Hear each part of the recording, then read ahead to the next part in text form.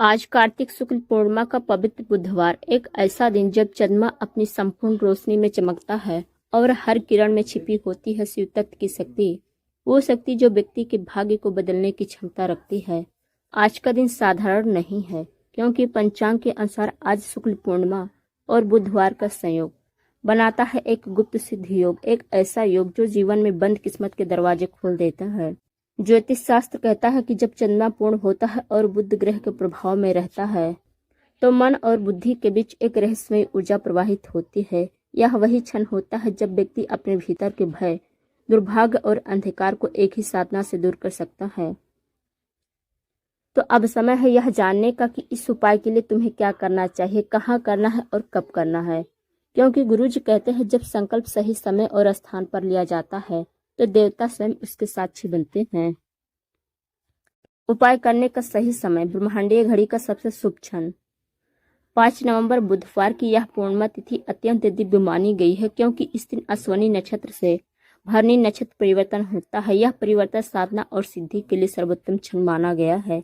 इसलिए उपाय का सही समय, श्रेष्ठ मुहूर्त रात 9 बजे से लेकर 11:30 के बीच। गुरुजी कहते हैं पूर्णिमा की रात्रि में जब चंद्र का प्रतिबिंब जल में दिखने लगे, वही क्षण साधक के भीतर का द्वार खोलता है। तो तुम यह उपाय चंद्रमा के दर्शन के समय प्रारंभ करो, क्योंकि यही क्षण तुम्हारी ऊर्जा को शिव तत्व से जोड़ता है।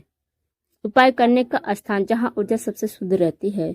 स्थान का चयन इस उपाय की सफलता का पहला रहस्य है।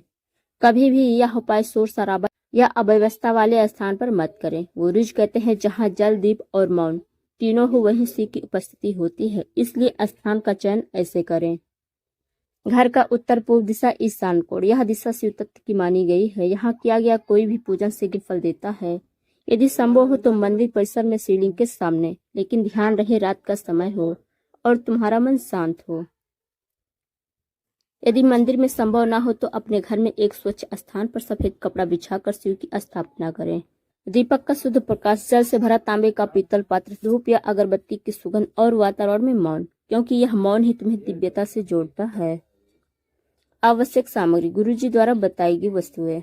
यह कोई साधारण पूजन नहीं है, यह है शिव तत्व जागृति की प्रक्रिया, जिसके लिए प्रत्येक वस्तु का अपना रहस्यमय महत्व है। गुरुजी कहते हैं साधक की सामग्री उसके संकल्प का प्रतिबिंब होती है। जो जितना शुद्ध रखता है उतना ही शुद्ध शक्ति पाता है। इसलिए हर वस्तु को श्रद्धा से एकत्रित करें। सफेद कपड़ा शिव के शुद्ध स्वरूप का प्रतीक, तांबे का लोटा या पात्र जिसमें जल भरा जाए, चंद्र शक्ति का धारक, कच्चा दूध गाय का, अभिषेक के लिए पवित्रता और करुणा का द्रव्य, काले तिल दुर्भाग्य निवारण का तत्व, गंगा जल पवित्रता और शुद्धि का प्रतीक, सफेद फूल विशेषता बेला या कनेर शांति और संतुलन का प्रतीक, कपूर नकारात्मकता को जलाने वाला तत्व, मधु शहद आकर्षण और समृद्धि का द्रव्य, घी का दीपक ब्रह्म की ज्योति जो अंधकार को काटती है, चंदन मन की शीतलता का प्रतीक, धूप या अगरबत्ती वातावरण की ऊर्जा को स्थिर करने के लिए, चांदी का सिक्का अस्थायी धन और बुध ग्रह की प्रसन्नता के लिए, पीला वस्त्र स्वयं के लिए, बुध ग्रह का रंग जो बुद्धि और वाणी में संतुलन लाता है, नींबू नकारात्मक ऊर्जा को काटने के लिए, सिंदूर और अक्षत पूजन के पूरक प्रतीक, शिवलिंग केंद्र बिंदु जिसके माध्यम से ऊर्जा को आमंत्रित किया जाएगा, मंत्र पुष्प तुलसी या बेलपत्र भगवान शिव का प्रिय अर्पण, चावल के दाने स्थिरता और संकल्प की अभिव्यक्ति, शुद्ध जल से भरा पात्र चंद्रमा की छाया देखने के लिए, एक दर्पण या पात्र जिसमें जल हो, इसमें चंद्रमा का प्रतिबिंब देखना आवश्यक है, एक पीतल की थाली जिसमें सारी सामग्री व्यवस्थित रखी जाए। गुरुजी कहते हैं ऊर्जा तब जागृत होती है जब व्यक्ति बाहर से नहीं भीतर से शुद्ध हो। इसलिए उपाय करने से पहले स्नान करो और स्नान के जल में कुछ बूंदे गंगा जल डालो। साफ पीले वस्त्र धारण करो। पूजा स्थल पर बैठने से पहले 3 बार ओम नमः शिवाय का जप करें। स्थान पर दीप जलाकर यह संकल्प लो, हे परम शिव, आज पूर्णिमा की रात में मैं आपकी कृपा का पात्र बनना चाहता हूँ। मेरे मन, वचन और कर्म से नकारात्मकता दूर करें। अब जब आपने सही समय, स्थान और सारी सामग्री तैयार कर ली है तो अब समय है इस पूर्णिमा की उपाय का सबसे पवित्र और शक्तिशाली प्रक्रिया को जानने का। याद रखो, यह केवल एक कर्मकांड नहीं, यह ऊर्जा संचार की विधि है। इस विधि में हर कदम, हर शब्द, हर भावना एक चाबी है जो तुम्हारे भाग्य के ताले को खोल सकती है। गुरुजी कहते हैं जिस क्षण साधक विधि से जुड़ता है उसी क्षण देवता उसकी ऊर्जा के माध्यम बन जाते हैं। तो चलिए विधि शुरू करते हैं। प्रारंभिक चरण, आंतरिक और बाहरी पवित्रता। उपाय शुरू करने से पहले 3 बार गहरी सांस लें, अपने मन को शांत करें और अपनी हथेलियां जोड़कर यह प्रार्थना करें। हे परम शिव, आज की इस पूर्णिमा पर मैं आपकी शरण में आया हूँ। मेरे जीवन से दुर्भाग्य, अभाव और नकारात्मकता को दूर करें। मेरे घर में शांति, धन और स्थिरता का प्रवाह लाएं। अब दीपक जलाओ। दीपक की लौ पर कुछ क्षण ध्यान केंद्रित करो। देखो कैसे वह लौ बिना बोले तुम्हारे भीतर की अशांति को सूख रही है। अब तांबे या पीतल के पात्र में जल भरें। उसमें थोड़े से काले तिल, गंगाजल और चंदन की बूंदें डालें। अब पात्र को ऐसे स्थान पर रखो जहां चंद्रमा का प्रकाश सीधे उस जल पर पड़े। गुरुजी कहते हैं, चंद्रमा की किरणें जल से टकराती हैं तो वह जल साधक के संकल्प का दर्पण बन जाता है। अब अपने दोनों हाथ जोड़कर उस जल में चंद्रमा का प्रतिबिंब देखें। धीरे धीरे यह मंत्र 3 बार बोलें। ओम सोमाय नमः, ओम नमः शिवाय, ओम चंद्रशेखराय नमः।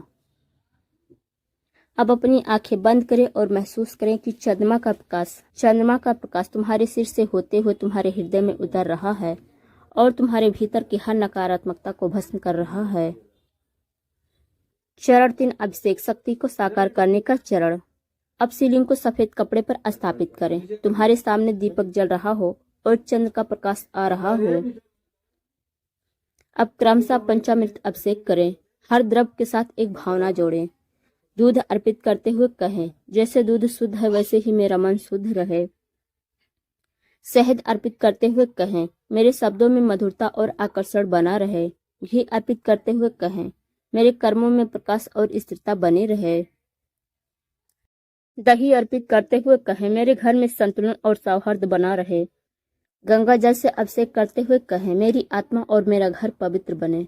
अब काले तिल मिश्रित जल से 3 बार अभिषेक करें, क्योंकि ये तिल दुर्भाग्य, ग्रह दोष और छिपी नकारात्मकता को नष्ट करते हैं। फिर सफेद फूल अर्पित करो और यह मंत्र कहो, ओम नमः शिवाय, सर्व दुख नाशाय नमः। चरण 4, धन और स्थिरता की साधना।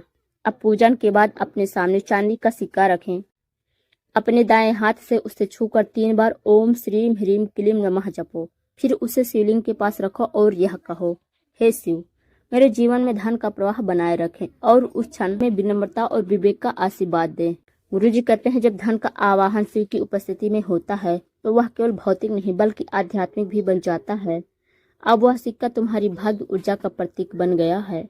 इसे बाद में अपने घर की तिजोरी या पूजा स्थल में रख दो। चरण 5, चंद्र ध्यान और संकल्प, ब्रह्मांडीय ऊर्जाओं का संगम। अब फिर से उस पात्र की ओर देखो जिसमें चंद्रमा का प्रतिबिंब है। अपनी दोनों हथेलियां फैलाकर धीरे धीरे यह मंत्र जपो 11 बार।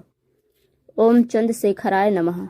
हर जप के साथ अपने भीतर भावना रखें कि तुम्हारे घर की हर दीवार प्रकाश से भर रही है, हर कोना शांत और स्थिर हो रहा है और धन समृद्धि की एक नई तरंग प्रवेश कर रही है। गुरुजी कहते हैं, जब व्यक्ति चंद्रमा के प्रतिबिंब को शिव के रूप में देखता है तो उसका जीवन भी प्रतिबिंबित प्रकाश में बदल जाता है। अब शिवलिंग के सामने बैठे हाथ जोड़ें और धीरे से यह कहें, हे भोलेनाथ, मेरे जीवन से दुर्भाग्य का अंधकार मिटाएं, मेरे कर्मों में प्रकाश लाएं और मेरे घर को सुख, शांति और संपन्नता से भर दें। अब 3 बार ओम नमः शिवाय का उच्चारण करें और हर बार उस ध्वनि के कंपन को अपने हृदय में महसूस करें। अब दीपक की लौ को देखें और उसमें अपने सारे दुख, भय और अभाव को भावनात्मक रूप से डाल दें। फिर कहें, शिवम अस्तु में सर्वदा। इस क्षण में जब दीपक की लौ झिलमिला रही होगी और चंद्रमा की किरणें तुम्हारे चेहरे को छू रही होगी, वही पर शिव तत्व तुम्हारे जीवन में प्रवेश करता है। अब सारी सामग्री को एक ओर रख दो, जल पात्र में झांको और धीरे से यह कहो, मेरे भीतर और मेरे घर में जो ऊर्जा जागी है वह अस्थायी बनी रहे। फिर जल को घर के मुख्य द्वार पर छिड़क दो। काले तिल और फूलों को पास के पीपल या तुलसी के पौधे के नीचे विसर्जित कर दो। यह दर्शाता है कि तुमने नकारात्मकता को त्याग दिया। फिर पूजन स्थल पर 3 बार ताली बजाओ। यह ऊर्जा के जागरण और ब्रह्मांड को संकेत देने का प्रतीक है।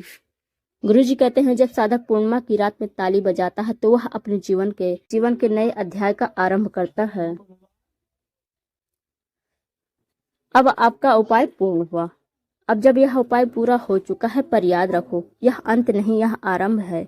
3 दिनों तक तुम्हारे चारों ओर ऊर्जा विस्तार होगा। तुम्हारा मन हल्का महसूस करेगा और घर का वातावरण पहले से शांत और पवित्र लगेगा। लेकिन यह शक्ति तुम्हारे भीतर तब तक स्थिर रहेगी जब तक तुम सावधानी नहीं भूलते। इसलिए अब समय है सावधानी जानने का, जो इस उपाय को अस्थायी बना देगी और साथ ही उस अंतिम आशीर्वाद का सूत्र जो जीवन में दिव्यता भर देगा।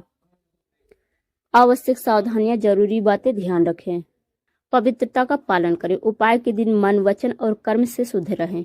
किसी से कटु वचन ना बोलें। वाद विवाद से बचें। गुरु जी कहते हैं शिव केवल उसी के समीप आते हैं जिसका हृदय निर्मल हो। यदि मन में क्रोध या द्वेष है तो उपाय उस ऊर्जा को अवशोषित कर लेता है, परिणाम अनिश्चित हो जाता है। उपाय के समय बाहरी व्यवधान से दूर रहें। उपाय करते समय बिल्कुल एकांत में रहें। न कोई व्यक्ति, न पशु, न मोबाइल, न शोर। यह वह क्षण होता है जब आपकी आत्मा ब्रह्मांड से संवाद करती है। यदि बीच में कोई बाधा आई तो प्रतिक्रिया अधूरी रह जाएगी। जैसे बीच में उठाई गई दीपक की लौ बुझ जाती है, वैसे ही आपके कर्म की लौ भी बुझ सकती है। उपयोग के बाद सामग्री का सही विसर्जन करें। दीपक, जल, तिल, पुष्प सभी का शुद्ध विसर्जन करें।